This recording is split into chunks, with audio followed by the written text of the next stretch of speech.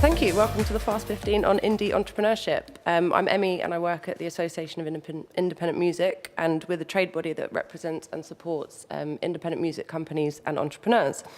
So I'm here to discuss how exactly you succeed as an entrepreneur. Some of you know me and you'll know that I myself am not an entrepreneur, and I know some of you guys and I know that you're not running your own businesses, but I learned a word yesterday that makes it all okay. It's intrapreneur. So you can still be a disruptor and an innovator within a company. That makes you an intrapreneur. So hopefully there'll be something for everyone to take away today. So what I've done is I spoke to a lot of amazing people that I get to work with, and I got quotes from each of them, and I'm going to expand on all of the points that kind of put together to create a method out of the madness that is being an entrepreneur. So we'll go through those key themes. I'm going to start with money and people, because you're not going to get far without either of those things. So being your own boss is obviously an attractive prospect, but with that comes a lot of legal obligations. So you need to know what you're required to do by HMRC. So you might be a sole trader, which means that you're going to be personally responsible for any losses to do with your business. So that can make it more attractive to become a limited company, but you need to realize that with that, there's going to be a lot of management and reporting responsibilities. So there's other options that I won't go into now, but the key thing to really stress is that you have to have your tax money in the bank. You do not want to be scrambling for it when it comes to your tax returns. If you're going to go to all of the effort of chasing your dreams, you don't want to fall at the first hurdle. So Sam Duckworth spoke at one of our events recently, and he was hit with an audit, which he actually passed with flying colours, and he puts it all down to his cash flow management. This is something that you're going to need to keep on top of if you want to succeed. It's actually the biggest killer of businesses across all of the industries, so it's hugely important. But there's a bonus that comes with this sort of forecasting, and it means that you're going to be able to work out whether you're on the right track, and you're going to be able to price yourself correctly, because one of the downsides of being an entrepreneur is that no one is going to guarantee you a wage. So I'm told what you need to do here is make a list of likelihoods from the good to the bad. You need to prioritize how likely all of these things are to happen and what impact it would have on your business if they were to happen. So then you've got your best case scenario, and you know what it's going to look like if everything's going your way. And you've got your worst case scenario where you've set everything up but no one's bitten the bait. This means that you can work out your middle ground, so you're going to have an instinctive feel for how your business is progressing.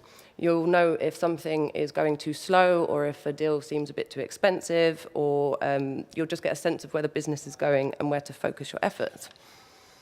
So the two people that you can see that you need on board there are accountants and lawyers, and they're the first people that businesses tend to officially onboard to help. But before that comes what Kanya King calls your mastermind circle. Kanya founded the Mobos, but she actually came from a property background, and she always says that if she had to apply for a job in the music industry, she never would have got it. So she created it herself. So the way that she did this was with connecting with people through trade bodies and events like this. That's why trade bodies and events like this are so important in supporting entrepreneurship. Kanya pointed out that this is where she connected with friends and mentors, and these are the people that she continues to draw upon to this day. So these connections with people are invaluable, and something that Abby Leyland said at an AIM conference recently, and something that Shaudo touched upon in his interview as well, being good at something doesn't equal a successful business. He actually said being a dope rapper doesn't necessarily guarantee you money. Abby deals with this by working with people that complement her skills. So she stresses the importance of regularly assessing what you're good at so that you can play to your strengths. This means you're going to be able to identify where the gaps are, and you can then work out who you need to bring in or who you need to outsource things to. So the theme amongst every single person that I spoke to was that delegation is key, and they're all masters of it. So employing someone or outsourcing something is going to cost you a little bit of money, but in the long run, it's going to make you a lot more money. And if you're not good at accounting or PR, there's no point in wasting your time in trying to become good at those things. Outsource it to someone who is good, they'll do a good job, and it means that your business will do well. One final point on employing people is that you need to be really careful with the people that you bring into your team. And I mean it's important to make sure that they're not just people exactly like you. It's really valuable for businesses if you can have people from different backgrounds with different opinions and different experiences adding to your business. It's going to make it a lot more resilient and will shape a better business for you, and it's going to be better for the industry as a whole. So we move on to the slightly trickier things about entrepreneurship, the less tangible things that make you successful. So we're starting with the idea of how you monitor your progress. How do you monitor a big idea or a dream? What you have to do is you have to break it down into smaller goals to ensure that you're building momentum. So this is going to be personal to you and to your vision. A streaming service, for example, make sure that it celebrates 1,000 users, 10,000 users, 100,000 users, 1 million users. So what you need to do is work out your short-term increments so that you can celebrate all of them. Also, because you're going to be disruptors, if you're an entrepreneur, not everyone is going to be celebrating with you. So when you're successful, people often feel threatened and want to put down your celebrations. You need to make sure that you're recognizing each goal that you achieve and celebrating. Otherwise, what you're doing will never seem enough. And as well as the short-term goals, obviously, you have to think longer term and create some long-term goals. I spoke to Kirsten Mack, who is a manager of a jazz band, and he gave me a great bit of advice. He used the example of a time when he had to choose between Brixton Academy and Royal Albert Hall for one of his bands. Brixton Academy was obviously going to bring in more money, and he knew he was going to be able to sell it out, but he went with the Royal Albert Hall because he knew the long-term story that he wanted to tell about this band, and he wanted it to be that they sold out Royal Albert Hall and that Brixton Academy could come later. And he often does this. If he knows he's got a band that could sell 200 tickets, he'll book a venue with a capacity of 150, sell it out, and each time he steps the game up. The difficulty there in making decisions, some of it is down to experience, but a lot of it is down to instinct. Some cultures believe that we have 3 brains. So we have the one in our head, one in our heart, and one in our gut. When you're a boss, the buck stops with you, and you essentially have to make all of the decisions. And this tends to be through thinking, but actually it's really important to tap into the feeling of things. So I can use FastForward as an example here. Chris said himself, if you were to ask yourself, does the world need another music conference? You think the answer might be no, but he felt like the answer was yes, and he was right, and this is a great event. So learn how to tap into all 3 brains, and don't doubt your power. Not doubting your power is especially important when it comes to learning to negotiate. I was told if you doubt your power when it comes to a deal, you're not going to make it. But equally, you have to be careful about going on a power trip, because you don't want to be that guy. So you have to strike a balance and negotiate collaboratively. Also, the music industry is small, so you're inevitably going to end up working with people that you know, people that might become your friends if it goes well. So it helps to keep things collaborative and not be too stubborn, not budging. A good example of this is a deal that AIM negotiated with the BBC. Usually when you license your content back from the BBC, you have to pay in advance. We knew that this wasn't very good for our members because it just meant that they couldn't afford that advance due to cash flow issues, so they just weren't licensing anything back. So we negotiated with the BBC and said, why don't we waive that advance and we can work out more favorable payback percentages.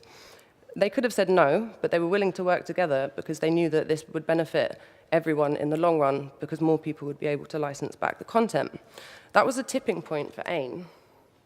That was a tipping point for AIM where persistent hard work paid off for us.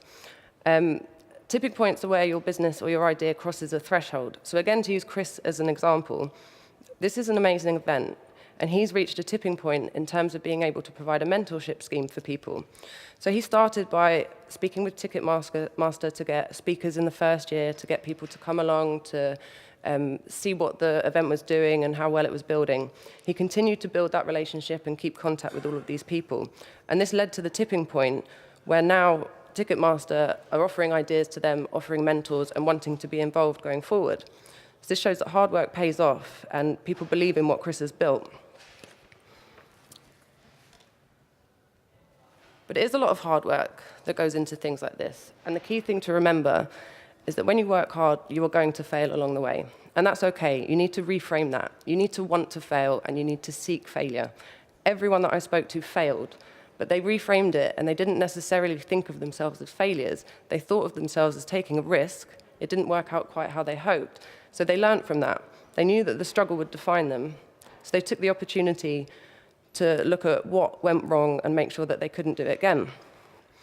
Interestingly, Kanya King, when she fails, she says that she takes a little break, takes some time to feel the things that she needs to feel, and then she dusts herself off and works out her next steps. So that brings me to my next slide, which is about taking care of yourself and taking breaks. And this is hugely important because your well-being comes first. One of our board, Jane Third, actually makes her staff take holidays. And this is hard if you have deadlines, you can't get around that. And if you're your own boss, you don't have anyone telling you that you're working too hard. So if you are your own boss, there's places like Music Support that can offer advice if you need it. But it's really, really important to realize that it will help your business if you take breaks.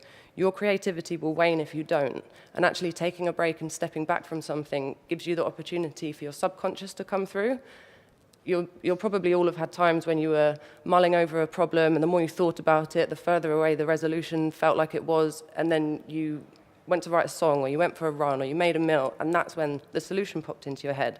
So you need to help give time for your subconscious to come to the fore.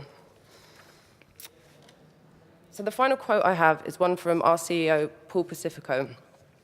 And it's quite pertinent because music is always going to be a risky business. Being an entrepreneur is always going to be a risky business. So take the risk. Take the biggest risk that you can. You might as well be creative with your ideas and follow your dreams and do what you love, because it's all a risk anyway. And so to finish off, yes, there is a method to the madness.